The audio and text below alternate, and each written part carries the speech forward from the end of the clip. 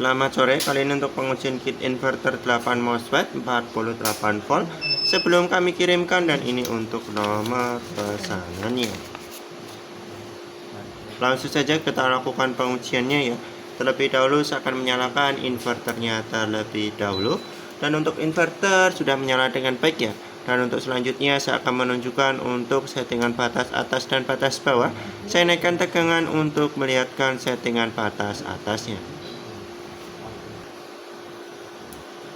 Ya, dan di tegangan di sini ya, di tegangan 60 volt, inverter off untuk settingan batas atas, dan akan saya turunkan tegangan untuk melihatkan settingan batas bawahnya.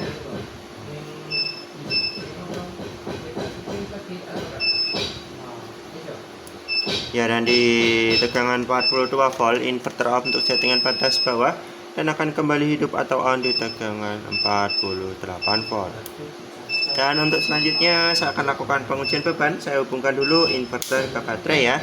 Dan untuk inverter sudah terhubung ke baterai, saya bebani menggunakan beban kompor listrik ya, yang terbaca mencapai 900 watt lebih, hampir 1000 watt.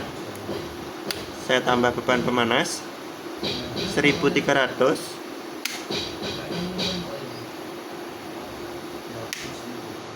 Ya, dan di beban 1500 watt lebih, inverter proteksi off ya, dan akan kembali hidup setelah beberapa detik.